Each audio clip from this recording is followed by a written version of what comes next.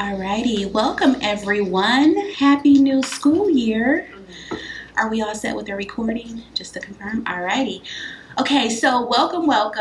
Super excited to be here for our very first meeting. If you did not have a chance to sign in, there's a clipboard right near the podium, and there are also agendas. So feel free to take one so you can follow along and know who our speakers are today and know actually the order of the agenda. My name is Shay Bailey. I am your president another year. So again, super excited to be here with you all. We have our in-person group as well as a recording happening that will be posted to our YouTube channel. We definitely get our parents viewing on YouTube after the fact. Before I turn it over to my amazing fellow board members, I do have a couple of announcements that I would love to make. First off, for the vice president position, that position is open. We're currently accepting nominations. We have parent interest currently, so that's super exciting. So we don't expect the position will be open too much longer, but if you would like to submit yourself or someone else, feel free to email us, and our email address is located, let me make sure it's on here. It is not on here, but you can reach us via the district website and just link over to Parent Council, or you could just stop me after this meeting. I'm more than happy to chat with you all. The other piece is there was another thought that I had just now, and it fell out of my brain. So if I have an opportunity to come back, I will come back and share that with you. But again, thank you all for being here. I'm going to turn it over to the board, allow them to introduce themselves, and then we will jump right into our agenda. Good morning. My name is Annalise Carter.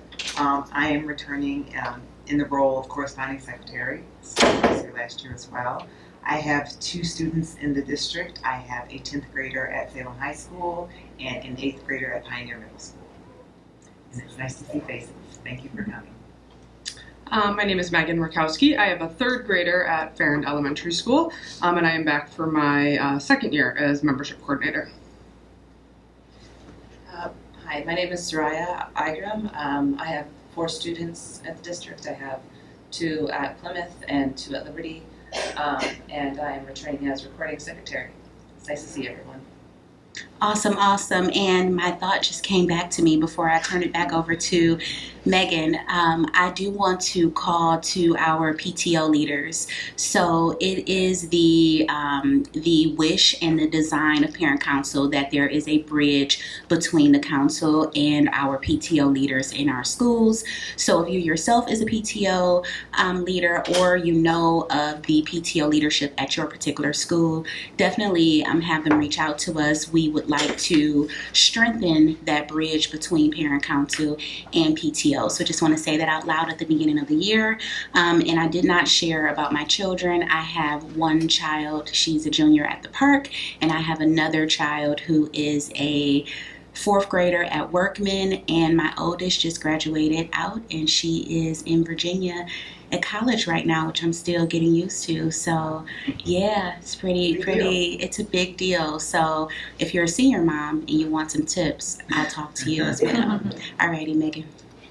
Okay, we're going to continue with our meeting and do roll call. So if you are here representing one of these schools, just let us know. Bird. I'm here for Farrand. Smith. Tonda. Hoban. Halsing. Workman. Bentley. Field. Erickson. Dodson. Gallimore. Miller. Isbister. Allen. And then our middle schools, Discovery. East. Liberty. Pioneer. West. Anyone from Canton High School? Okay. Salem. Okay. Plymouth. And Starkweather. Okay, thank you. Alrighty, thank you, thank you.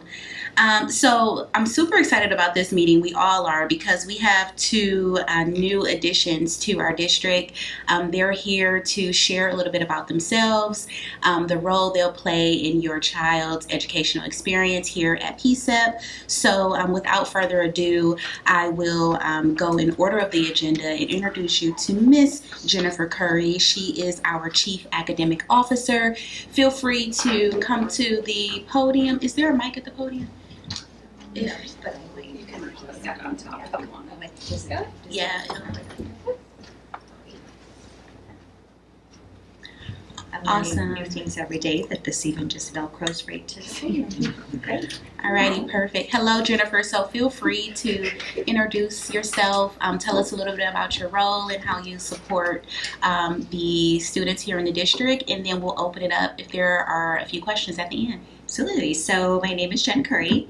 I actually am a graduate. I graduated from Plymouth-Canton Community Schools. I went through Miller, Pioneer, and Canton High School, so I feel like I'm coming back home. But I spent majority of my career in Wayne Westland. I was a teacher, a principal, an assistant superintendent, a secondary math coach, and an interim superintendent. So now here in Plymouth-Canton, I lead the teaching and learning team. So my official title is Chief Academic Officer, slowly getting used to the change in names, but very excited to be here. Big vision wide, right? Leading district MTSS, all the programming, anything with curriculum adoptions, working with our curriculum coordinators, our level leaders, our principals. It's been here about 2 months, working on just relationships too, getting out to all the buildings, doing walk and talks with the building admins, working with different teacher groups. So just really excited to be here. Is there any questions you have for me? And I'm excited to see or be a part of parent council too. I think Joe and I, right? We're excited just to come too, just to see, to be part of this group. Awesome. I'll start with a question just based on parent feedback over the past maybe year or so, is how do parents, I want to say, get in contact with you, but more importantly, how do parents engage with the work that you and your team do? What's the best way to go about that? Do they start at the school level, or is there a pipeline directly to you and or your team? I, just like how I work personally, right, if somebody literally is like, hey, I would love to have a conversation with Jen Curry, I'd say reach out. Right? Reach out to me, kind of tell me big picture, what you're looking for. Sometimes I might have an answer. Other times I might say, hey, the person you really need to talk to around programming at the park is Mr. Green, or it's the principal. So I will minimally at least direct you in the right direction. But I also know too, right, when you want to get a hold of somebody or want an answer, the last thing you want to do is go through 10 different hoops.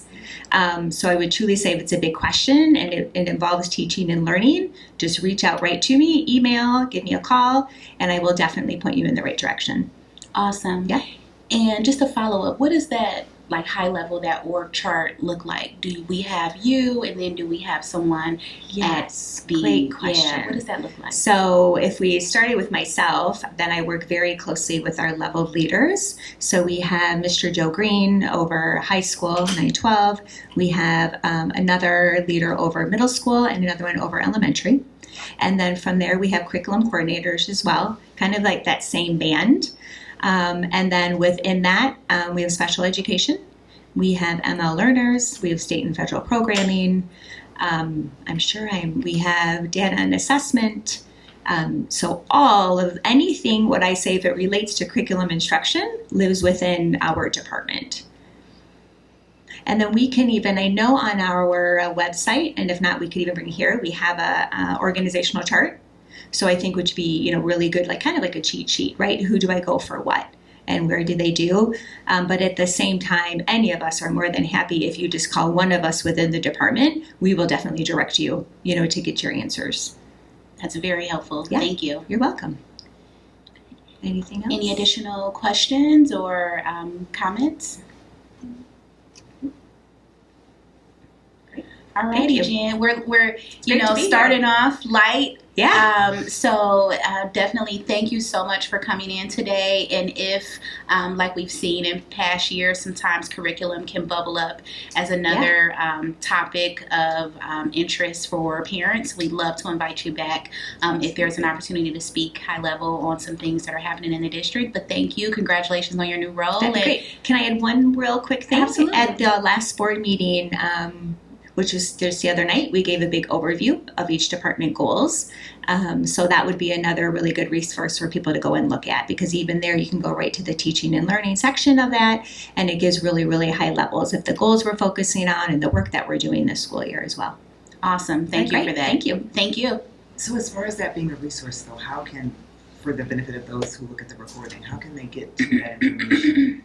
You mentioned your website. I'm sorry, I waited until you sat down. That was good. What was that? So I just wanted to make sure you were mentioning the resources, and you mentioned your website. So Yes. there's a recording, and even for the people in the room, Yeah. how can we get them that information? Or even, I don't know if, like you said, we could reach out to you via email. So I yeah, just wanna no, make that sure was we a have great resources question. So available. if you go to the main website Mhm. and then you go under the teaching and learning, Okay. it'll list everybody in our department. Okay. And then you can also, through the main website, and find the learner profile, our dynamic plan, and then do a deep dive into those as well. Okay, that's helpful. Great, Thank you. you're welcome. Alrighty, thanks again, and I'll say Jen because you introduced yourself as Jen. So thank you so much, Jen. Alrighty, Joseph Green. Good morning, everybody. Typically, my mom might have been the only person that calls me Joseph, so feel free to call me Joe. A little bit about my background. Originally, I was a social studies teacher in the suburbs of Chicago and did a lot of training in Chicago during my grad work. Spent most of my time in unique places, either co-taught with a special ed teacher or team taught with an English teacher, so a lot of forward-thinking experiences in my background as a teacher. From there, I got tired of watching not the best leadership grind good teachers down, so that kind of made me think about going into administration. I left that school and became a division head for world languages, social studies, and ELL, which was fascinating, running all three of those departments and pretty powerful. Moved up from there to an associate principal for instruction, and then moved back here to Michigan and was principal at North Farmington High School for almost 15 years. And then 15 years in that role was looking for a different challenge, and the park presented a really amazing opportunity. I think we're at an inflection point in education. Where I left my building, I was charged with reinventing high school from the ground up. And I think that's not just a charge from my superintendent in my previous district. I think we're in a place where we know a lot more about neuroscience and learning, and we can really help to kind of catapult the great things that are happening here forward, so we do even greater things for our students. So being able to bring that work to the park was really exciting for me. And so it's kind of a short summary and wandering of how I ended up here. So questions about that or other questions, more than willing. I think it would also be helpful for you to, I'm familiar with this position just because it's been a position that's been very vital to me as a parent, stepping into what the park means and what that looks like. But could you share a little bit about maybe the org structure around it and just sort of how you support the three schools? Because I don't think a lot of times as parents, we see or we have visibility into the fact that there is a liaison between the district and this massive thing that is the park before you get to the building principal. So if you could talk a little bit about that, I think that would be helpful. Absolutely. And it's even a little broader than that too. I have to be careful thinking about the definition I have in my head of the park versus I think what the operating definition is. Because I think of the park as kind of a package or a menu, not just a geographic place, because I also oversee Starkweather and all the programs that are there at the alternative campus. So in my role, I oversee all three high schools on the park, but also I oversee Starkweather and all the alternative programs that are under that umbrella. And the way at least I'm envisioning it is it's kind of a menu that we have that offers us the opportunity for any student to be able to find soil that they can grow in. From as broad and huge a thing as the park itself physically is, all the way to some really more intimate settings like Starkweather with smaller settings and things like that. So I report to Jen Curry, and I have two parallel folks, the Executive Director of Elementary and Middle School on my level. So each of us, underneath us, like at the park, I have all three principals from the park report to me, and then Kim Doman, the principal of Starkweather, also reports to me. Plus I have a curriculum coordinator who reports to me as well, who oversees all the curriculum and instructional coaching for the high school level. And so if you have questions about that full array or menu, by all means reach out to me by email or phone, and I will definitely get back to you. If it's a high level question I can answer at my level, I'll be glad to do that. More often than not, it's going to be connecting you with the person at the point of contact that can best deal with that, and then kind of helping funnel and direct that. Again, making sure we're not having you jump through 10 different hoops, but how do I get you closest to the place where people can resolve that? And sometimes if there's some friction there, then maybe I can help kind of smooth that or work out something so we can build a stronger, more effective relationship at that point of contact. Because sometimes that's why things burble up to us, right? Because there's not a connection or things didn't get off on the right foot, so we can help kind of get that reset. Because we have to have those partnerships, even I think especially at the high school level. A lot of times some people think they are young adults, but they're also still your hearts in the world outside your bodies, rolling around, not knowing how to operate everything. And so we have to partner to help make sure they can thrive.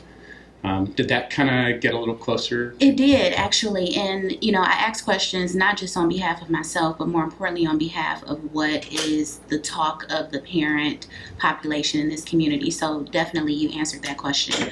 You brought up partnerships, and that also led me to the middle school level. Do you partner directly with the principals, or is there a pipeline at the middle school level? Because we also, you know, it's interesting because it's natural for kids to go from the middle school level into high school. But for us as a district, when you go from your intimate neighborhood middle school into the park, there's often, that's a big chunk or a big, you know, pill to swallow for a lot of families. So is there, if you're looking at ways to reimagine high school, are your ideas and initiatives being bubbled down to the middle school level so that we see seamless transition from middle school to the park? Yes. Okay. Actually, ideally, it's kind of funny, and I think it was the first round of interviews I had, I asked the committee at the end, like, if there was one thing I accomplished at the end of first year, if I were successful, what that looked like. And my counterpart, the executive director of middle schools, was like, well, collaboration 612. And I'm like, yes, I almost wanted to get up and hug him. Because we need that, especially, I mean, anytime you're moving from middle school to high school, it's a significant transition. If you look, almost every culture we can imagine has some sort of transition from childhood to young adulthood at the range of 13 to 15. I mean, think about any of our backgrounds, right? We have whole huge events we move people through that are these transitions. Yet we don't look at that often enough in terms of moving from middle school to high school, right? You're stepping into the young adult world. Now, when you amplify that with the full menu of options we have in the high school level here, it's all the more important that we manage that transition. So it's going to take us some time. But we're building a vision 612 in the district where we see the middle school as the place where we start to prepare students to make the decisions, make the choices, think through the choices that are going to be available to them by the time they reach the park, so that they're not just abruptly being faced with, we have 7 academies and all these different opportunities and you're moving between buildings. We want to plant seeds so they get better and better with that, and they're ready to take advantage of some of those choices early on. And there's a lot of layers to that. Some of that is going to be moving from just thinking about freshman year to a 4-year plan, ultimately kind of getting people to think of like a 7-year journey. Nothing set in stone, but just where are those important decision points that you're going to need to think about, where places kids can collect information and parents can so they make informed choices. And we really see middle school as the on-ramp to all the opportunities we have at high school. That's going to be a multi-year project, and it's a lot of lofty, big ideas right now, but that is front and center for us, that as we work together, we are building a continuum. Because there really is a shift when you move from elementary to middle. That secondary piece really exists as a major shift. And I think we can build student thinking, student decision making. We're actually meeting very tightly, our curriculum coordinators and both executive directors, and then we're going to be working over time to get our principals together and start to build a lot more of a comprehensive vision. So I can talk about it broadly right now, and in the next year to 3 years we can talk much more specifically, but we see some exciting work happening together just to make that transition a lot smoother and more comfortable for kids. We definitely, amongst everything we're doing in the district, want to be a partner in this, because even as a parent, you're learning about things as you enter the park that can feel, overwhelming, if you will, like, again, the academies and all of the programming offered at the park. So it would be nice as a parent to have an understanding of these things a little bit earlier. And, the park is our crown jewel. So how can we not only advocate for what our kids need, but also know what other students can take advantage of as well? So we would love to start here in building a strong relationship so that parents are aware of all the opportunities their children have when they transition into the park. I would absolutely welcome that. We're going to need partnerships, because I think there's a sort of a vulnerable phase in that point where parents have all sorts of questions, wonders, and worries. So do students. And I would posit, I think we collectively need to focus not just on informing us as adults, but really making sure that the young adults in this are informed, and that we're preparing them to make some choices, and that parents are in a position to be advisors and coaches in that and help their kids start to make some of these choices with thinking and reasoning behind them, so that they're starting to build their own path, still with our guidance, but almost like a defined autonomy where we're kind of handing off more and more of the decision making to them, because they're learning to do it and we know they're informed. And I want parents at a comfort level knowing, like, okay, I see why you want to do that, and have you thought about this? And just that's going to help them get ready for the world ahead of them. Yeah. Because I don't think we can describe the future they're going into just now.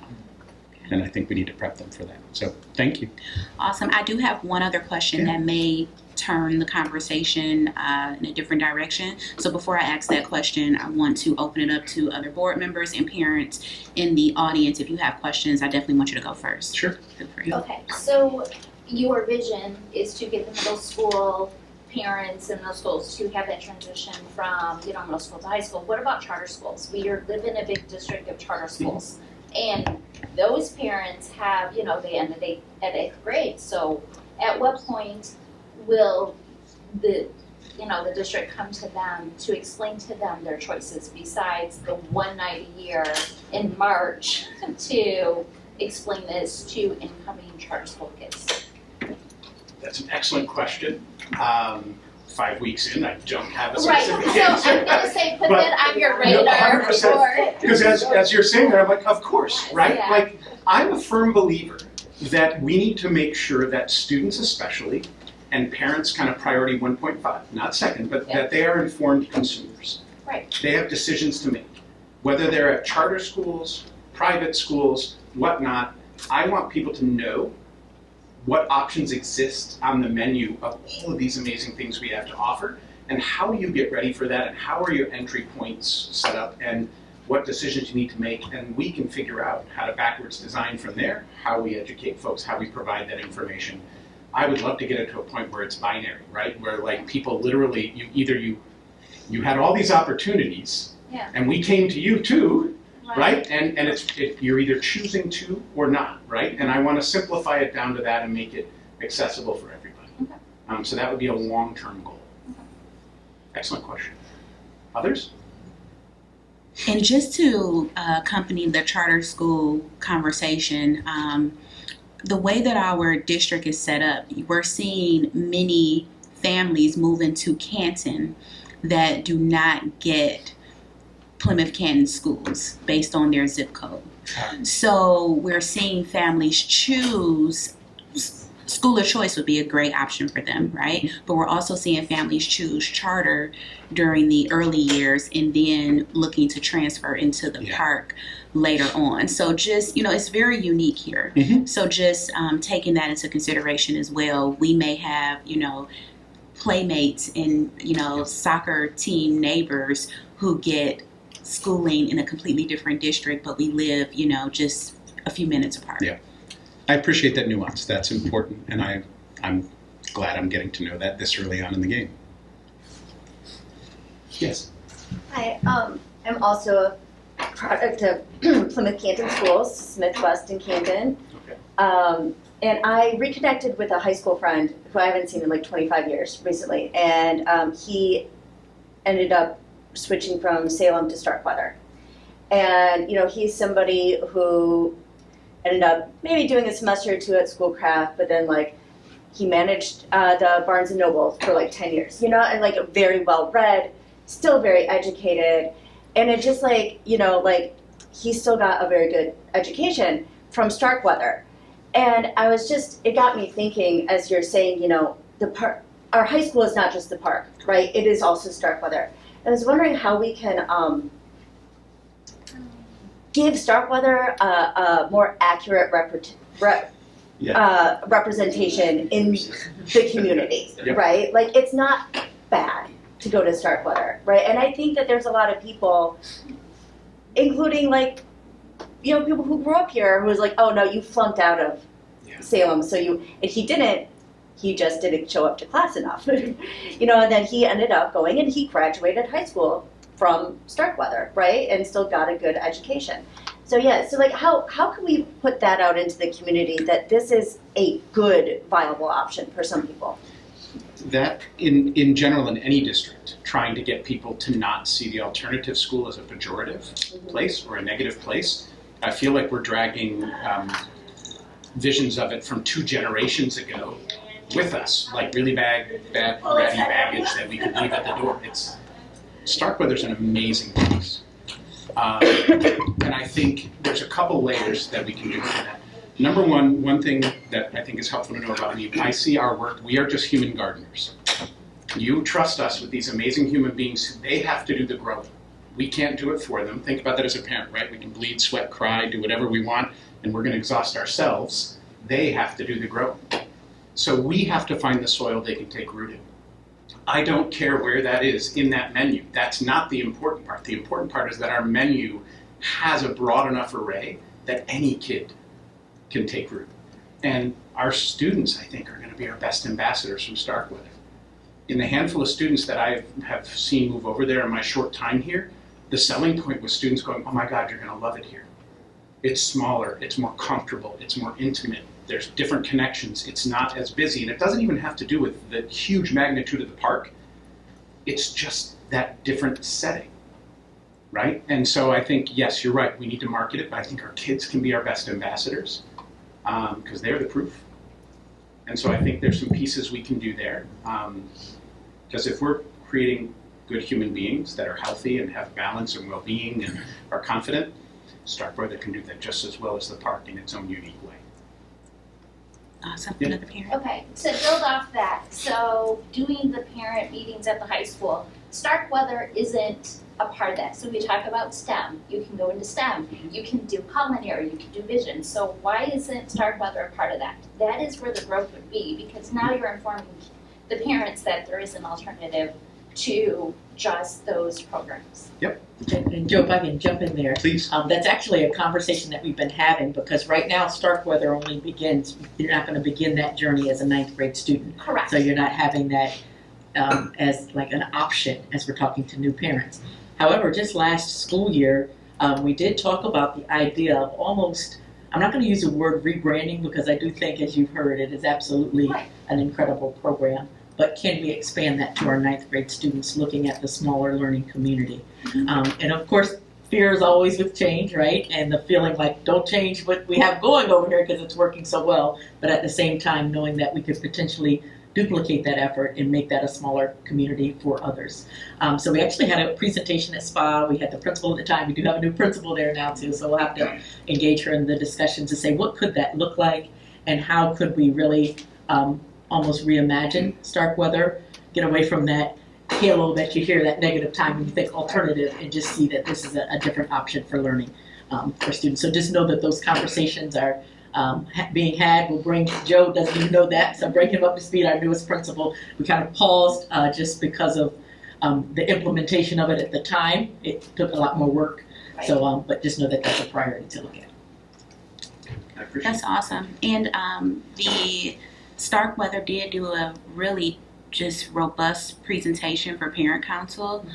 I want to say it may have been year before last, so it may be time to revisit that. I was really blown away, so much so we included them on our bond tour. So not only did we hear the presentation, we had an opportunity as parents, whether you had a student there or not, to go in, tour the school, see some of the bond upgrades, and just really be impressed and debunk these like myths or thoughts around a alternative learning option. So we can work together to make that happen again. And not to belabor the point, but I think the learner profile, I think, is going to help us solve a lot of this. I mean, if you really take a moment to look at that, and you think about your own children, and you think about sending them out into the world, I would be pretty comfortable if I could tick all those boxes for my two sons. I would think that they're going to do all right, especially in the unpredictability ahead of us, right? And I think if we can show that each part of that menu is an avenue to helping students grow those competencies, I think that's going to help dispel the myth. And it's finding the place that students can develop those qualities. And so I think that's part of our solution in this, I think. Awesome. Other questions? Any other questions before my last question? Well, it may be my last question, depending upon your answer. The athletics, not sure if that falls under your oversight.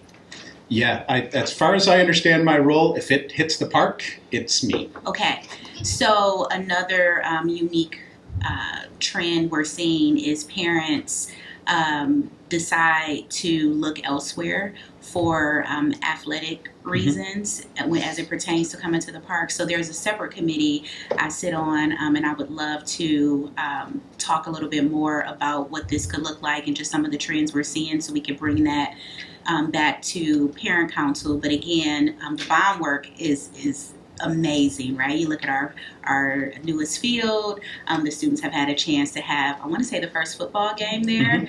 My daughter came home and she was impressed, which is not easy to impress a 16-year-old. So the bond work is doing its job from a visual perspective, but also just want to know what we can do to know a little bit more about our athletic programs and how strong they are, and how they really support our children as they're going into collegiate sports and just having a well-rounded experience here at the park or at the park.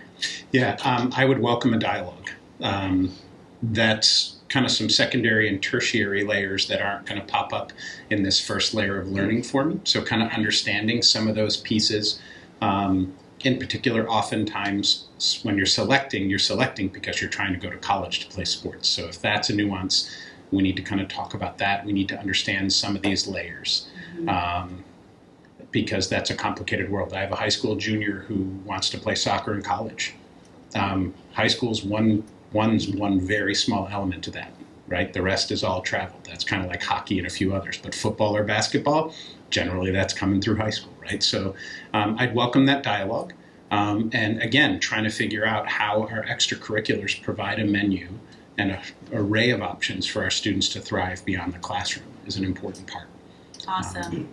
And even that partnership at the middle school level, we're working to do some things with the draw a little earlier so that can start early on. But thank you. You surpassed your time, but I think it was, well, it was us. We had questions, and I think you answered a lot of those questions very eloquently. Thank you for being here with us. I'm very sure we will have you back again and or have some one-on-ones or sidebars with you as well. But thank you and congratulations on your new role. Thank you. Yeah, and wherever I can be of service. Thank you. Thank you.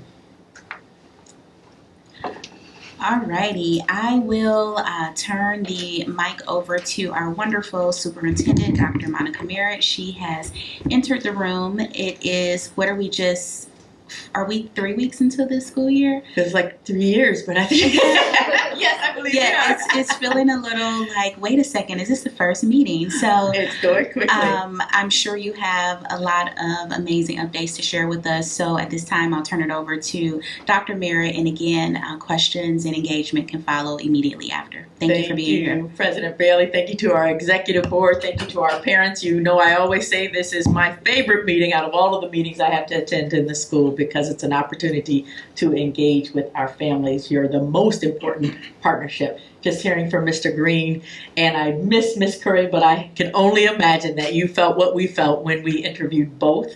It's always a little troublesome when you have change, you have openings, you have all of this work that you have planned for our students in our school community, and then you're trying to bring the right people in those seats to keep that work going. And we were blown away by both of them, and we're so fortunate and grateful to have them on our team. And I'm sure that you saw that today. I heard that conversation about partnerships, and that just really aligned with the work that we have been doing, that conversation around positive, powerful partnerships and how that can include our families when we think about our students. The language I use with our buildings, our administrators, we need to know our students by name, by need, and by strength.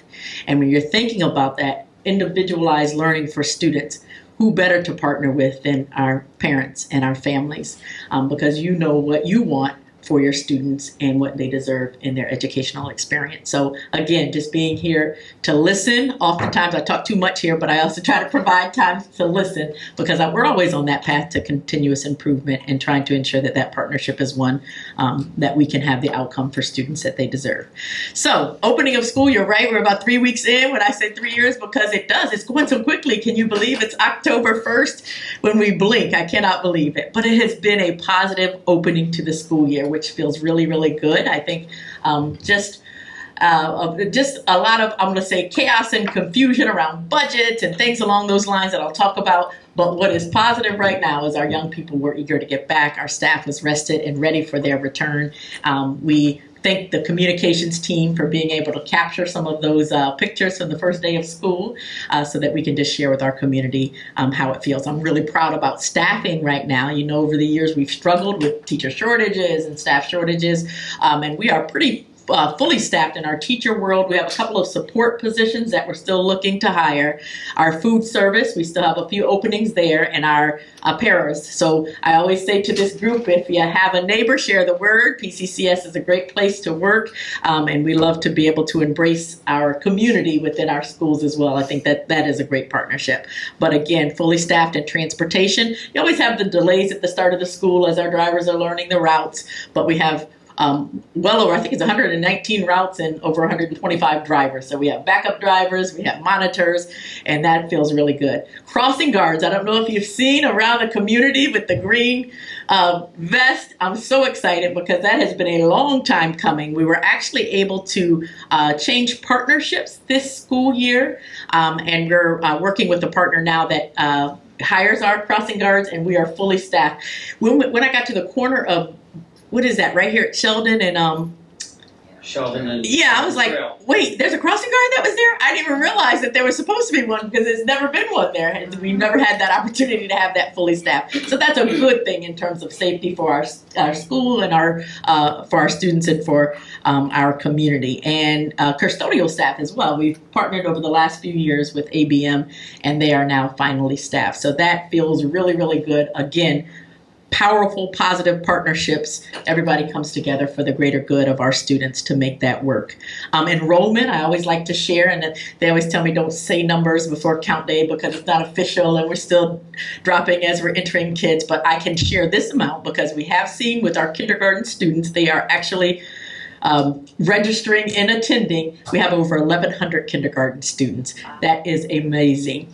When we look at our preschool program, if we've talked over the years, you've heard us talk about the expansion of preschool and really trying to capture our market share of preschoolers to say, hey, you're here in our community, try to get more preschool offerings across the district. We captured this year 82% of our preschool families chose to enroll in kindergarten, and that's up from 66% last year. So that's really, really good news, and we want to keep that trend going. So although I can't say officially, it looks like we're up at elementary school. We're doing pretty well as it relates to the enrollment, and I'm excited about that because as students in our community continue to, I'm not afraid of competition. As we talk about the charter schools or private schools, I think everyone has choice, but I stand 10 toes down that we provide the best experience for students in our community. My own students went through this community, and I believe in it, and so it's good to see that we're able to still continue to capture our enrollment. You are key ambassadors in that, so as we hear about our neighbors, things along those lines, we want to make sure we keep the lines of communication open in venues like as this and opportunities to give feedback so that we can share and really multiply that message out, because we are very large and it is very hard to make large small, but it's not something that's insurmountable. One thing I just want to I talked about earlier, wanted to touch on is that state budget. This is how we partner. I need you. We need each other to get on the phone, get on your emails, get to your legislators. We need that state budget approved. They had a deadline to have that approved. That was a self-imposed law that they created in July. We have to have our budgets approved by June the 30th. We did that. All school districts across Michigan did. The state budget still has not been approved. We are facing a potential state shutdown, as you probably heard about in the news. That is on October the 1st. Now, I have heard, which is really good news, that they have been on this roller coaster ride, especially this last week. They've been meeting. I've heard that they have some draft budgets, which potentially could lead to some back and forth and a vote by September the 30th. That would be wonderful. But I think your voice is very important. So if you have that ability to just send an email, to reach out and to advocate, put a little pressure on them. Because imagine if we didn't have our budget, what kind of pressure we would have. So just something that needs to be done. With that, the topic of food and school meals. It sent a little ripple through our community when we sent a communication out this week. But we believed it was necessary. We don't want to be behind the ball in terms of any changes that have to be made. We need to make sure that we are preparing our parents. So because the budget is not complete yet, school meals have been included in the budget, free meals for breakfast and lunch, and that ends on September 30 if we do not have a new budget.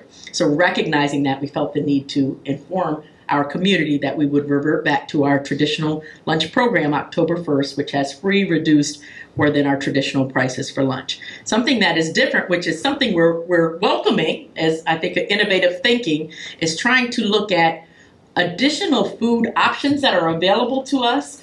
There's a community eligibility program, and I see our director, Ms. Kayla McDaniel, here. She's joined us. And I'm just, again, as we bring in new people with new ideas, I've been just very grateful to some of the work that she's done to find we hadn't participated in community eligibility. And it is a program that allows, federal program, based on the percentage of students in a district that could potentially, in a school by school, that could potentially qualify for free or reduced lunch. You could get reimbursement for those lunches. So when we looked across our district to participate, all of our elementary schools currently would qualify. Again, it's based on percentage. So some people say, well, how will all of your elementary qualify and not your high schools if we're all coming from the same classrooms? If you look at a smaller school, that by percentage could be greater than a park where you have close to 6,000 schools. We have to make sure that all of our families are filling in their paperwork. Many families haven't filled in their paperwork that qualify because they haven't had to. They're thinking with school lunch being free. So that's something that we're communicating. So anyway, the result of that, if we had to move towards community eligibility, what we communicated was all 14 elementary schools would be eligible. 3 of our middle schools would be eligible, not East and West, and all of the park schools would not be eligible. Starkweather would be. And so that was kind of confusing coming out. But what we tried to share is that we would continue to monitor, because it could be some decisions that we have to make. Say the state budget comes forward and they're not including free meals. At that point, we as a district need to say, if the majority of our schools are able to get reimbursement through this community eligibility, do we look to our current budget and do some work to restructure that would allow us to support the remaining schools? That's something that we could do within our own budget. It's not a part of the budget now, but that's definitely a discussion that we would want to have. Want to encourage also families to get those applications done. So if that eligibility could, if we could participate because of that, that would be helpful. So just kind of giving some background as to what that is. I'm still hopeful that it will get done by September 30th, and that will include that provision for school meals, because we are doing some wonderful work trying to just revamp. I know, Kayla, I'm not going to take your thunder. I'm sure you're coming up here one day to present again, but trying to just trying to do some scratch meals and just healthier options, and it's a lot going on, but we're positive about that. Again, I start where I finish, to say, get on the phone, get in your emails. We need your advocacy. They got to get this done. It's important for our students, and I'm hopeful that we're getting there.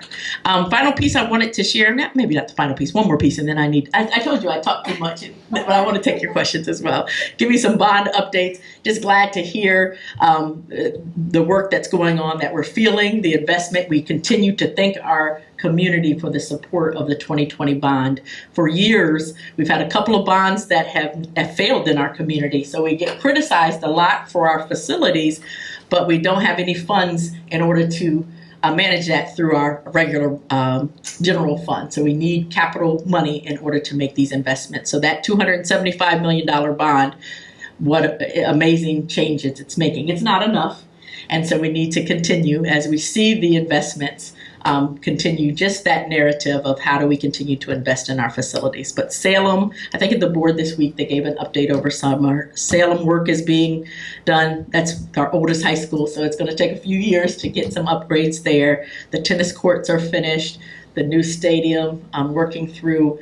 Farron, unfortunately, this was, we were so excited. Farron, we have heard years, and Megan, key ambassador. I'm so glad you are here on the executive board and a true advocate for our school.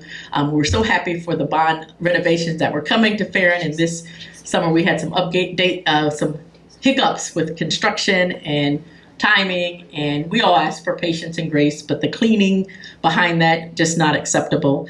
And so working through some additional cleaning, some construction cleaning as well. There were some air quality concerns that were raised, so we did have some air quality testing done. I'm so glad to say all tests came back positive. There are no issues or concerns. We're actually going to communicate that. Ms. Washington will communicate that to families and give a copy of the report. It's really about communication and transparency is what we're hearing, and we have to deliver on that. So ultimately, though, even with the hiccups, the additions, the bond construction there, it's going to be great improvements for all of our schools and for our students. So I'm really excited about that, and we want to keep that going. We're about halfway through the bond. I cannot believe it. That, again, is going so quickly, but glad to see the renovations. Finally, the Innovation Hub is coming to life. That is at the P-CCS campus. Really looking towards now Ms. Curry working together with teams to work on programming. As we say, our job is to create or provide the educational experiences that prepare our students for jobs that don't exist. So the possibilities within that Innovation Hub are endless, not just for our high school students, but really when we look across the system, K-12, as an additional layer of options for our families. So excited about that as well. Finally, I'll end this morning with, if you have an opportunity to watch the board meeting, we did give an update to the dynamic plan that really allows us to know what are our focus areas by department to really work to achieve the goals of those dynamic plans. So if you read that, we probably only spent about 30 minutes going through, what are our focus areas in teaching and learning, human resources, finance, operations, communications, student services, and student and family engagement. All of that is anchored in the learner profile. We've been talking a lot about it. Our goal is that this will be the year that you as parents really get to see how that plays itself out in the classroom. Our teachers understand more and embrace those characteristics that we have determined as a community are important for our students as they enter our program pre-K through 12th grade and beyond. So you'll hear more about that learner profile as that becomes our reality. So with that, I'd like to stop talking and open it up to some questions that you may have. I have never heard this group this quiet. Does that speak to your update? Maybe. So the only question I had so far, and it may be a Kayla question. Kayla, I know you're going to be joining us a little later in the school year, but if the budget is not approved, will that affect the current meal choices our students have? definitely would affect the meal choices. I think they've already looked, and am I misspeaking? I think that's what you told me. Why don't you come up here now and answer? I think that would be the variety. Like if you're looking at 10 offerings, they would probably need to reduce those down somewhat, but I'm going to let you answer that so I don't misspeak. Can I sit? Do I have to stand? She has the mic. I told you could have the thunder. So we've already kind of had to address that. A big elephant in the room is our staffing challenges at the park this year as we kick things off. From a labor perspective, we had to kind of address the fact that we didn't have enough hands to serve the over 25 options that we had at the park. What we also ran into last year was that we were serving pretty high quality, very expensive items that students didn't even know existed. And so we ended up wasting a lot of things, wasting labor and wasting like food waste that they just didn't know were on the shelves. And so the approach initially was going to be less strict than it had to be, but we entered this school year with only 7 staff members per high school when a short-staffed but fully staffed enough to serve the service expectations would be around 11 to 12. So we started at 7 staffed and maybe 5 show up on a good day.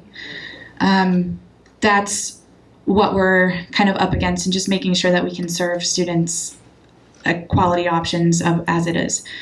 Since then, we've addressed, my team, especially the managers, they advocate for there's been parent advocates, there's been student advocates that I've engaged with over the past few weeks, and my team are very loud in supporting your students and making sure yes, we're tired, yes, but these students need the X, Y, Z. So we've talked about, what do you want to serve? So you may have seen some things that have already kind of trickled in based on kind of daily things that need to be there. And our staffing, I just talked to Gina Sanford, our assistant director, and she doesn't want to say it out loud, but she feels really giddy about the prospect of staffing from this day and point moving forward. So it's only getting better, and we're really excited to see some color back in our team's faces. I just have to give them all the credit because they come and show up every single day for these kids, regardless of how tired they are. And I'm just so thankful that they keep trekking forward to allow us to add that support back in from behind. So I have to address this year thing. That's what I want to address first, because yes, we did have to strip it back to address those things. As we look forward, something we tried to do with the menu already, with hopes to not interrupt service in the future, is to be really proactive with our procurement practices, understanding where the market's heading with ingredients, with understanding that scratch cooking could be the most cost effective, but of course that makes facilities and training and all of that initial in the beginning investments that are required, infrastructure readiness. And so there's a lot of preparation we've done, and I kind of talked about all of this last year. So thankfully we got started on that. And I think once we get fully staffed, we can keep moving forward. So I think that there will be, to what Monica is saying, I think that the changes that we can anticipate is what's on the market. Manufacturers are going to come on. There's going to be one of two things. They're either going to exit the market because they don't want to, try and keep making products with K-12. I don't know if you recall, but there was a lot of products that left K-12 schools because the industry was like, that's a lot of regulations and we don't want anything to do with it. If we continue to move towards local and scratch, I think we can kind of avoid that pressure or minimize that pressure, but your students are always going to want some of the things that are their favorites, and those come with name brands on those packages. And that drives up our participation to get them to come in with that brand recognition. I'm going to interrupt you, but our kids are our accountability too. I heard that the P-CCS students got a TikTok now on food service. Yeah. And so they're going to hold us accountable to make sure that those meals are what they're expecting. And because they have a TikTok, listen, I'm not on TikTok because that's just too dangerous of a potential spiral for me. But I have seen the TikTok. Yes, it exists, but there's some things that they say are fire. That's so right. It's not all bad. So the goal would be, if we have to reduce it all, we make sure that the menu options are healthy. Exactly. And they're good good for students, and if they're not, we all hear about it. Yep, we do. Yeah, and they're not afraid to tell us, Not at all. and we welcome that conversation. So, Thank you for yeah, that. thank you. Awesome. Kayla, before you step away, can you introduce your full name and title just for the parents that are joining us who may not be familiar with who you are? Sure. I'm Kayla McDaniel. I am the Director of Food and Nutrition Services. Thank you. Thank you. Another wonderful addition to the team. Last year was her Thank first you. year joining us. Yes. Kayla, I would just like to say that my third grader thinks the food's amazing this year, and he's very excited about all the new options, and the pictures that have been added to the menus online is really great because I'm able to show him what he's going to have, especially if he doesn't know what it is. So he was really excited about that piece of it too. So thank you for that. You're welcome. And those will be supplemented with even, there's some you'll see are missing. There's a clear end to where I was able to keep adding pictures, and then we had to switch to operational. So it'll even get even better with pictures moving forward. So Yeah, I think that's fantastic for the elementary school kids to understand what a ramen noodle bowl looks like, or even we think dill pickle pizza, but he thought it was fantastic yesterday, but he liked to see the picture of it, and he thought that was great. So. That's super cool. So again, that's one area, staffing. Glad we're staffing up, but spread the word because it's a great team to work with as well. So if anybody's looking. Yes, please. Yes. Just to add on to that, I believe it's at a district level versus a school level. This is the first time I have a fourth and a second grader where I've gotten a calendar for the entire month. I appreciate that so that we can plan our dinners and meals around that. It's been very helpful in our family, so I just wanted to say thank you. Do you offer the same type of menu for high school kids? Because my kid is a junior this year.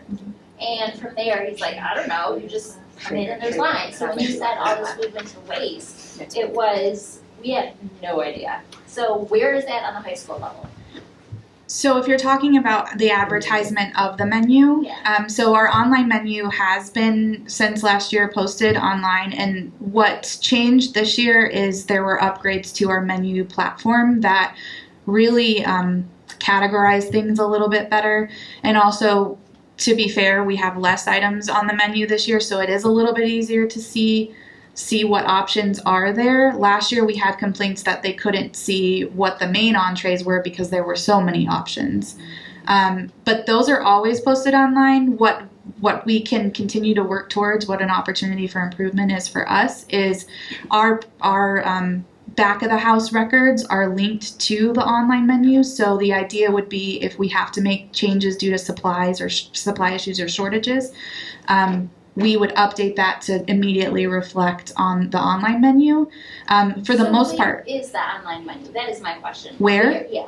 So you on PCCSK12.com, if you go to departments and go to food nutrition website, the food nutrition department. That website is absolutely horrible. I can never find anything on that website. It's a brand new website. Okay. I was just trying to find Plymouth High School's phone number to make an appointment with the principal. So it's so hard to navigate. I say, Frank, could you call up there? Yeah, sure can. Yeah, I was just going to do that. So. Sure. Thank you, because I don't Awesome. have the 20 minutes to look for this and that. One thing that's also helped, I'm also a parent in the district, and I don't know if everyone knows about it, but the Plymouth-Canton app, our menu is actually directly linked on that app, so that might be a good shortcut. All right, so find Go to the high school, is that what you want to go do? If we want to show where the nutrition, sorry. Yeah. departments, Yeah, I got you. you know how to navigate this, right? I used to. No, I do. I'm teasing you. Where'd it go? It's below language. Sorry, got it. What? Food nutrition, sorry. And then if you scroll down, there's a big blue button that says daily menus. Okay. Oh, you passed it. Miss it? Sorry. Yep, up. Right up there, right there. So this is our online menu platform, and then you would just select your school and the meal period that you want to see. Okay. And then once you do it now, they've updated their settings to where it actually will just default to that page the next time you come to it. Default to that school. High school? Is that what you said? Plymouth High School. Sorry. So for Plymouth, Salem, Canton, are they all the same, or is it different for each day? Because, as you know, being at the park, you can go to any school. So. Yep. So every single school, this year, the entire district is following the same core menu. Okay. based on feedback, though, there's some things that high schoolers don't care about that elementary Right, students exactly. care about. And so looking into the next turn of our menu cycle, there might be some updates, and we'll keep you abreast of those changes. But right now, what you can always count on is every single school in the park will always be serving the same menu. Yes, that's Yep, and as well as Starkweather. So typically it's by level. If there's ever any changes, like high school level, we'll have menu cycle changes, middle school, and then elementary. Right. Yep, okay. and Okay, preschool. Wonderful, thank you. Yeah. Yeah, that makes it so Can I much just easier. add something? If you're ever looking for anything, the search button, right at the top right. Yes. Put in the search, you should be able to find anything you look for. If you're having problems, let us know. Okay, I will, because I was trying to find Yep, the no high worries. school phone number, and it was, yeah. Got me Salem, so I'm like, not Plymouth, so. You have another question? I just have a comment that I want to say how much I appreciate the diversity of cuisines being offered. I'm a white American, but I was living in the Middle East when my daughter was born, so we eat a lot of Middle Eastern food. She loved last year the chicken shawarma bowl, and I think that was really great. And I also she brings grape leaves in her lunch because she loves grape leaves, right? And so just having that for other kids, for having what? That's not come to your house. Yeah, well, no, we just buy them from papaya. I don't make them. I buy them from papaya. So having those cuisines, so other kids who might not be exposed to different cuisines at home are seeing them. Maybe they're not eating them, and then when other kids are bringing stuff from home, hopefully nobody's saying to them, "Ew, what is that?" And just by offering that, I think it's just a great way that the district is supporting the diversity of our schools. Awesome. I So, have go one ahead. question. Yeah, nice. I just, and I'm sorry, there's a lot of information, but I just wanted to ask this because this is what I was concerned with. If the state budget isn't approved, especially for the lunches, what's going to happen with the students who can't afford to buy lunches? Is there a plan in place for them? Yeah, in terms of the eligibility for free or reduced lunch, that's what returns. Right. But then, I was going to call you Daniels, Miss Go for it. Daniels. Whatever you want. Kayla's program in terms of her their shareable meals. They have meals that are provided if students didn't have meals, but they also have additional items that students can have as well. So part of this process of preparing ourselves for hopefully changes that don't actually happen is that we are updating our meal charging policy. We will never turn away a child, and we will make sure that a child will never go hungry. There are protections in place through such thing known as the meal charging policy, where I am not ever going to tell my staff to turn away a student from a reimbursable meal. The details of that meal charging policy, it's on our website as it is now that you can find to kind of dive in. I'm going to make it a little bit more comprehensive and robust to kind of cover the frequently asked questions, but they just can't charge a la carte items, extras, chips, but we're going to give them a fully robust meal if they come up to the line and they need it and they don't have the funds in their account. What I love about her, what I was trying, and she just said it better than I did. Back in the day, when I'm in school, when you were in school, if you didn't have your lunch, you get a cheese sandwich or something like that, and that is so. We will not do an alternative meal. We'll make sure that they are not identified as any. It is not that students. Yeah, it is. It's up for us to handle that in ways that should not impact the student's day. I guess, yeah, because I had remembered, and that's great, I'm so glad to hear that. With the website I can't remember what it's called because we used to put money in for the students, for my kids to buy lunches. My Payments Plus is what it That's used to be. Yeah. So will we be going back to that as for the, for people who can afford? So currently we've kind of soft launched it because we're working through making sure that the kinks are out. But when you went through registration, you might have seen in MyStar that there's a cafeteria segment. So all payments are done through the cafeteria tab in Parent Connection on MyStar. So there's no longer a separate thing. It's kind of all of your students' accounts and money are loaded through there. So the answer to your question is, it still exists. Parents can load money in there for a la carte items right now and currently, but yes, if they're a paid or reduced student, they would load money into that account and we would utilize that. We also still accept cash as well in the cafeterias too. So does that mean we're phasing out My Payments Plus? We are no longer using My Payments Plus. All payments are in MyStar Parent Connection. And I may have missed this. So if we had a surplus of money there, was it transferred? We transferred the balance over into MyStar. So if you looked on Parent Connection, the balance should reflect that surplus. Okay, thank you for that. Yeah. I would have still gone to My Payments Plus. Like, what happened? Yeah. Another question? Yeah, sorry, now I do have a question. Yeah, there's been some confusion. I've got a first grader at Smith, and I was talking to another mom, and there's some confusion over just like buying the milk this year. Sure. That last year, it seemed like milk was free, and now so the kids are expecting it and going up and being like, no, 75 cents, and you don't have money on your account. I didn't even know that there was an account to put money on. Okay. And so, yeah, so that's created some confusion, especially because right now, lunch is free. So, like, why can they not get milk if they bring a lunch? So the things that are free, it has to be a fully reimbursable meal. The way that we are ensuring that we receive the money is that we have to prove that whatever meal is provided to the student and we are claiming for reimbursement, it has to be what's known as reimbursable, meaning it has to have at least 3 of the 5 components at lunch. So if they just got a milk, that would not be fully reimbursable and we would have to charge a la carte pricing. I did become aware of some non-compliant things that were occurring, and one of those would be allowing something that should have been charged for just be offered to the students as free. So it's not a change, it's like a rule enforcement. Correct. Got it. And I apologize for that inconvenience, and we really weren't aware that it was happening until we made the shift of personnel who were just trying to do their job and then became aware that what they're trying to do is just normal was different than the past. And so I apologize for that confusion.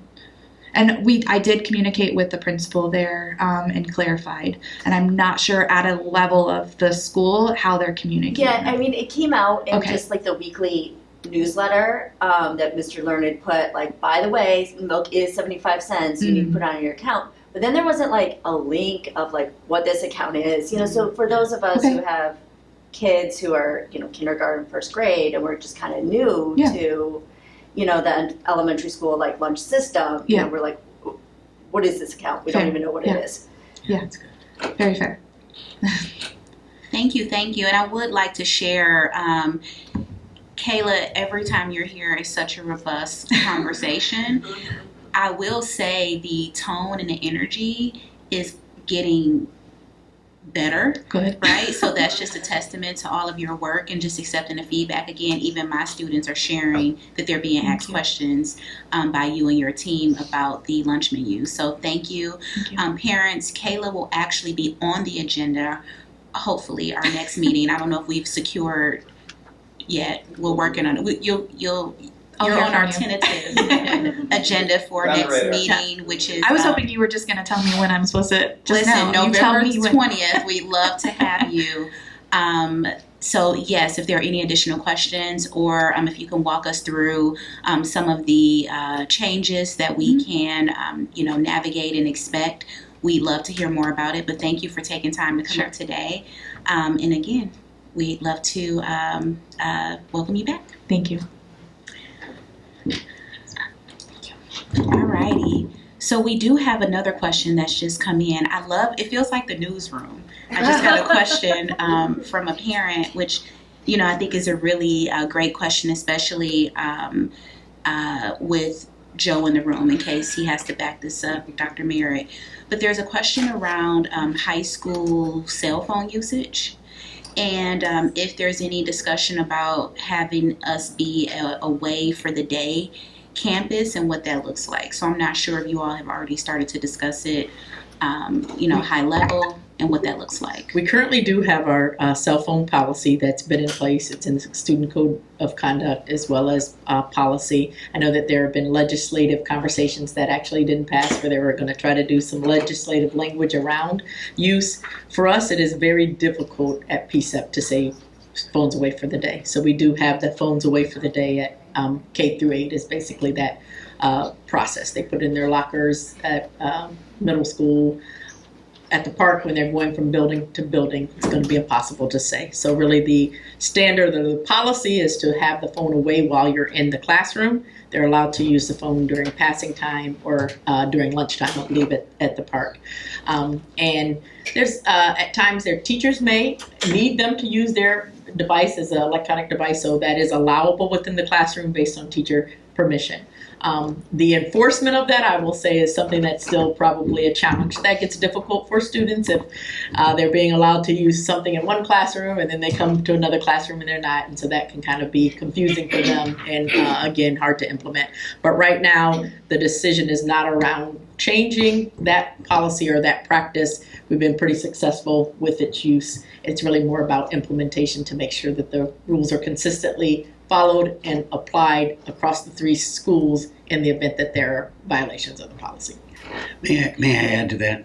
So I actually had a conversation with Kim Villarosa, our principal at Salem, about this just a couple of weeks ago. And I asked her, I said, Kim, is it a problem? And she said, Frank, every year when the teachers are in before the students are in, and we have that pre-meeting, those meetings beforehand, we talk about cell phones. Every single year we talk about it. Our policy hasn't been changed since 2014. That's when this initial policy has been in place because our teachers are aware of it. They discuss it every year. And she said, we have some teachers that use them regularly in the classroom, and that's okay because they use them for polling and different assignments and so forth. And she said, and there's some teachers that find it to be a real distraction. And she said, and we tell them if it's a real distraction, you tell the students right up front and you post a sign in your room. And she said that everyone's very respectful of it. The students are respectful of it, and the teachers as long as they tell the students up front, it usually doesn't get to be a problem. And I said, Kim, how bad are referrals on cell phones? And she said, Frank, it's not that big of a deal. Do we write some? Sure we do. But it's not a giant problem in the scheme of things. So I just share that only because we've been dealing with this for a while, and I think we've kind of figured it out. It doesn't mean we're not going to have problems that flare up occasionally, but the principals don't classify that as a giant problem for them, and they don't, and they know that some teachers use it and some teachers don't. So I hope that's good to know, because even with my own students, I've noticed different teachers with some have boxes, you put it in and that's it, and some they're using it the entire time. I will say from a parent lens, the cell phone conversation can a lot of times lie in what you're recording and sending and accepting. So that is outside the classroom, but even for my own children, I'm very mindful of reminding them, don't inject yourself in a situation just because you fail to the pressure of recording it, accepting it, or sending things to other people. So I think that's like a world issue. Everyone's pulling out their cell phone first and foremost. So when I do see cell phones come into the fold, many cases it's more behavioral outside the classroom than in the classroom. So thank you for that, Frank. My pleasure. Mm-hmm. Questions? Yeah, regarding the cell phone, again, my son is a junior. So last year in 10th grade, every single classroom he called me, Mom, what is it? And I'm like, you're in school. He's like, I know, but we can't have our cell phones. So what is what can the cell phone do that the Chromebook can't do? Because all the students are issued a Chromebook. So if they, at least in high school, they all have Chromebooks. So from there, if they're accessing the internet through their Chromebook, can they not access that same information that the teachers are asking through the internet, through the Chromebook, so they wouldn't necessarily need their cell phones? We participate in a BYOD, so you bring your own device. So every student is not issued a Chromebook. They can opt into it. Every student could, but every student does. So some parents or families are choosing, instead of doing a student-issued Chromebook, to utilize their own devices. I got it. But that's where I said to the part, although not an issue, it is confusing for students because if they're allowed to bring them out, and it's the implementation. So the policy is a policy. They shouldn't have them out in class unless the teacher is saying you have permission for use for class use. They should never be calling while they're in class. That should never be a permission. But there is, the implementation of it is something that we have to continue to talk about. Okay, yeah, because I mean, a lot of the teachers, if you don't have it, they have, like a shower hanger at the back of the door, and you just get your number, put your cell phone in. So at the end, you grab it, you put it in when you enter, and then take it when you leave. Like, that concept shouldn't be. They've had it's a lot of creativity. Some teachers buy the pencil packs and they zip them up, hook them to the desk. That makes it out of the way, out of sight. Some people have bought up charging stations with the kids so they plug their phones in. They're getting charged in that time period. But again, it's a work in progress. But they shouldn't be calling at any point. It was or texting. Time, We have another parent question. Yeah, hi. It's my first time at a meeting, so. Hi. I have a 9th grader, and there's been so much, I'm sure you guys are aware, the data around, limiting cell phone usage for kids. And I did not want to buy my daughter a cell phone, but when she came here, she, came home the first week, she's like, I really need a cell phone. I'm like, well, you have the Chromebook. And she's like, well, there's QR codes, and there's, quizzes in class, and she couldn't do everything on the Chromebook that teachers were asking her to do in class. And I ended up having to buy her a cell phone.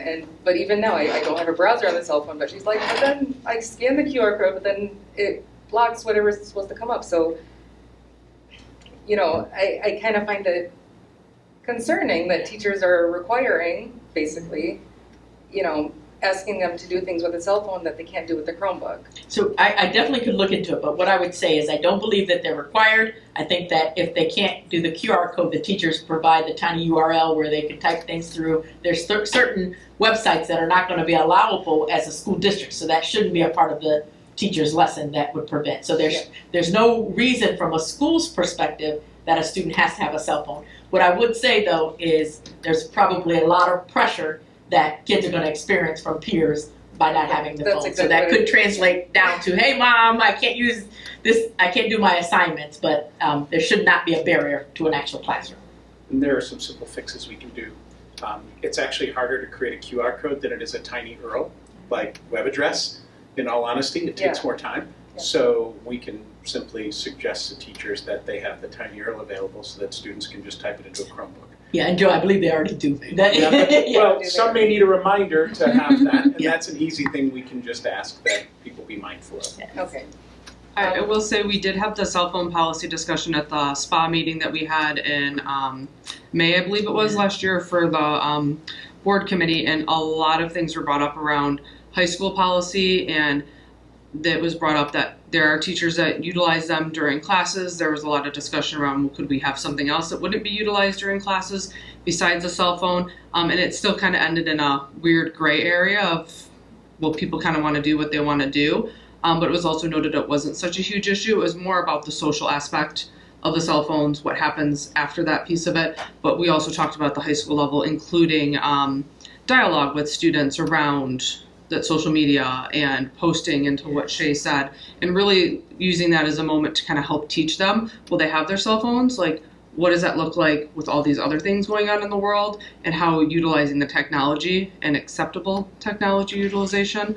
So it was a big conversation. I think we spent the entire meeting talking about it, but kind of still ended in the same spot. People want them, but people don't want them. So that's right. Thank you for that. And if you're newer to the district or meetings, SPA is a committee that sort of sits, I would say, under the umbrella of the district that parents and community members are a part of. Dr. Merritt, you can explain this a lot better than I can, but I just want to make sure that everyone in the audience is aware, because SPA is also a partner of Parent Council. So there's a lot of participation and back and forth communication there. So can you explain it a little bit better? So SPA stands for Student Performance and Achievement, and this is one of the subcommittees of the Board of Education. So with SPA, that's where all of our curricular materials come through, our textbooks. So we will vet that first at a SPA level. And then that is something that is advanced then to the full board for approval. They take care of field trips. But it's a great place for families to come because that gives you more of an opportunity to learn details around new classes, new courses, the curriculum, materials, all things teaching and learning. And it gives you that opportunity for more back and forth. When you get to a board meeting, you really don't have that opportunity for two-way engagement. At that point, they're discussing as a board to see whether or not they're approving it. So it definitely is a great partner. And getting feedback, for example, for new courses, new curriculum, things along those lines. Because you have parents and community members who sit on this committee. Yeah. So we have three, is it four now? 4 subcommittees of the board, and each has citizens, families that are parent representatives. We have community representatives. We have student representatives. So SPA is for student achievement. We have a policy committee, we have a finance and operations committee, and the newest committee is student voice and action. So giving the students an opportunity to have the ear of the board as well. And the SPA committee meets once a month, and then finance and operations, I believe, is twice a month. It's always posted on the district page. You just go under the board committees, and it's a really great, fantastic opportunity because there is dialogue that can be had, and there is conversation that can be had, and it's a great smaller setting for parents to be able to share their concerns. As part of the Finance and Operations Committee a week or so ago, was able to speak about the issues that we were having at Farrand. Ended up being there for 3 hours, but it was a great conversation, and we were able to have that dialogue that I don't think would have probably happened had we not attended that meeting. So really well worth your time, and you can always check out the agendas to see what's on them and what we're discussing in each one. So awesome. Thank you so much, Dr. Merritt. We appreciate your presence each and every meeting, all that you have to share, and we welcome your dialogue. You do not overshare. All right. Yeah. It's not often. I mean, I tell parents all the time, I mean, you literally get FaceTime with our superintendent. Like, this is a great meeting to be a part of, so thank you. All right, thank you. Thank you for your leadership. Everybody have a great school year. Before the boss leaves, before you leave, Oh, I'm so October 15th is our first Coffee with Monica event of the year. So another opportunity to have a sit-down conversation with our superintendent. This will be at, 9:30 a.m. at Pilot Drive. So it'll be posted. We're going to have it out there. You'll see it, but just mark your calendar. Great opportunity to get some time with the boss. And I've been to these. We address even the really tough stuff in those meetings. So great. We're really big on making sure that you feel you have an avenue to get your questions answered. And with that, I will tell you, anytime, especially with this group, because I'm going to be with you in all your meetings, if you're having a problem with anything, I can, instead of trying to figure out I can direct you to the right person. You know me, okay? I'll give you my email address if you don't have it, my phone number. You're welcome to call our department. Even if it's something little, please let us help you get to where you need to go. Nothing is more frustrating for me, but certainly for parents, and I get them sometimes where they've been passed around a couple of times. Don't do that. Call us, we'll get you where you need to go as quick as possible, okay? Thank you, Frank. Enjoy your day. Thank you again, Dr. Merritt. So we'll turn it over to Frank for marketing and promotional updates, and then we'll start to close us out. Okay, so let me ask, because I don't remember our last meeting. I don't believe that the video was ready, was it? Did we show this group the video? Yeah. Did we show There was the only video? two You shows. saw it? Okay, only because there was a star in the video, and Listen. I just want to make sure you all saw the star of the show. Thank you. So- Yes, you did show it, and what a amazing video highlighting our district. Sorry, Shay. She'll get even for that. Anyway, there also is a high school version of the video. I don't know if you all saw that, but if you didn't, it's on the website, at the high school site. I didn't know that. And I'm happy to show that if you want. But let me go through our updates here, and if we have time at the end, I'll be happy to put it on for you. Okay, a couple of things I want to mention. So we talked about, the big topic lately has been the state budget and the food service relation to that. So I think we've covered that. A couple other things I want to mention. And Joe left the room, but that's okay. We did change our policy a little bit on attending football games. So we were finding that we were having students from districts outside of ours attend games, and they weren't a part of the other school that we were playing, and we were having some problems at the games. So there are some new rules about attending football games, and it'll be in your newsletters this week because we send it out to all schools, even the elementary schools, because we want to promote school spirit. If you're an elementary parent, take your children to a football game or to a basketball game or to a lacrosse game, whatever, women's volleyball. Take them out because it's great fun and really an opportunity to see what's coming for you. But specifically for the football games, because that's when we have the larger crowds. So I'm going to put my glasses on so I can read you the 3 new rules. They are posted at the gate. It says every high school age or middle school age student needs a current valid ID, so they have to take their ID with them to the game. Only students from Plymouth-Canton Community Schools and the opposing team school are allowed to attend the game. Students from schools other than Plymouth-Canton, they need to be accompanied by an adult. So it's okay to come, but you have to have an adult with you. I think that's fair. And then middle school students are only allowed to attend a game if accompanied by or supervised by an adult or a parent. So it does mean that if you're taking your child and you want to take your child's friend, that's okay too. Okay, so I just wanted to point that out because it's happened, and we think it's a good move for us, and we want everyone to have a good experience at the game. So, also want to mention to you that 25 of our seniors this year have qualified as National Merit semifinalists. Now, I will tell you, last year, I've been involved with this district for about 25 years. Last year was an extremely unusual year. We had like 40 semifinalists and 22 finalists and 6 merit scholars, which is honestly, in my time here, never seen anything like this. 25 semifinalists is nothing to sneeze at. That's a really good number. But I think it also speaks to the strength of the district and the process of education that goes on here. So it's always something we want to point to. I mentioned Coffee with Monica. She also does a regular radio show called Moments with Merit. I'm not sure you guys need to listen to this one because her guests were Joe and Jen. But you're welcome to if you like. It will air on October 7th, 14th, and 21st at 5:40 p.m. in case you want to hear that. Oh, and September 30th is the most recent one. So next week it'll be on at 5:40 in case you want to see it. The last thing I want to mention to you is our Student Family Engagement Department does, we have a partnership with the Penn Theater, and we take on some pretty tough issues. And so tonight, if you're able, and it's something that interests you, I have it up here. There's a program on suicide prevention. Okay, so we bring in experts, sometimes people from our district, sometimes people from outside, to talk to families about tough subjects that we deal with. I will tell you that my girls are adults, but when my youngest daughter was in high school, this would have been a program I'd love to have seen. Her life is wonderful. She's doing great now.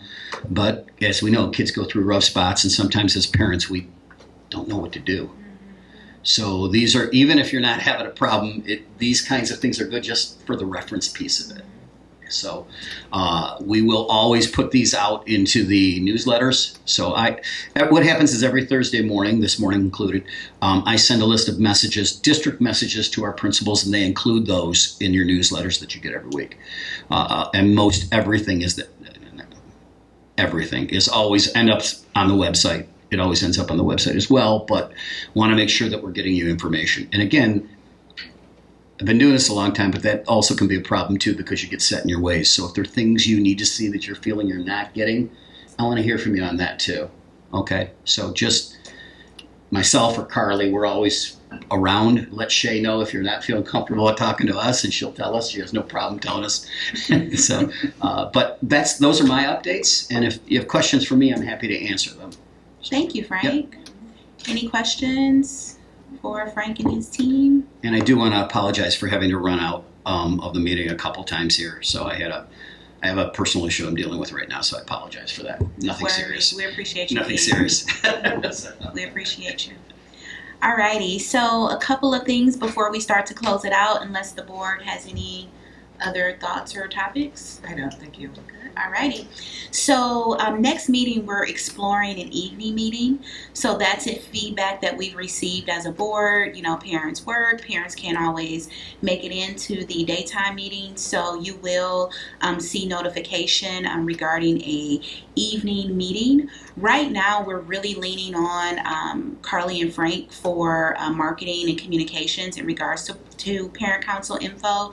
So follow the district Instagram and Facebook, because they do a really great job of communicating our meeting times and details there. We're also working with them on our particular landing page on the district website.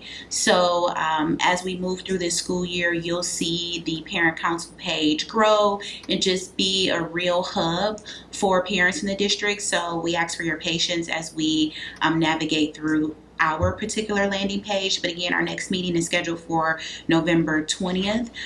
We're looking at an evening meeting. I want to say, did we say 6:30? Okay, you don't have to look at it. Okay, alrighty.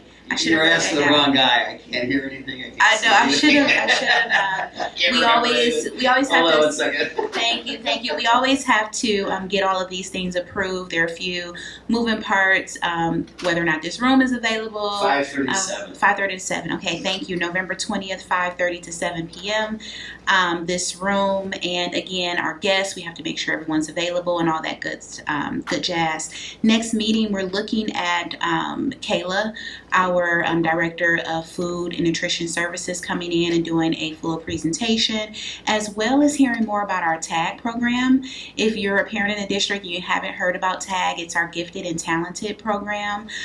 We've had parents just wonder a little bit more about the components of the program. How do your children qualify or apply? Like, what does that look like? So the goal, our next meeting, and we'll confirm this once the meeting is actually posted, but the goal is that that agenda include TAG. If for any reason it's not included on the next meeting, if we can't get the appropriate individuals available, that is something that we will continue to push for, because that's an area of opportunity in regards to communication in our district.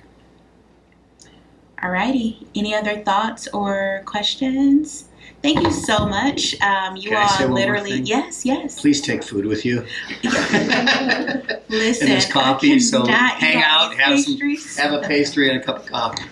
This is new. This is a treat, the pastry situation. I was very excited. Do we like this better than bagels? Tell me what you want. I'm kind of a morning dessert person, so it works for me. But We're you gonna know, mix it up. we'll see what We'll mix it up. we'll see what our parents want.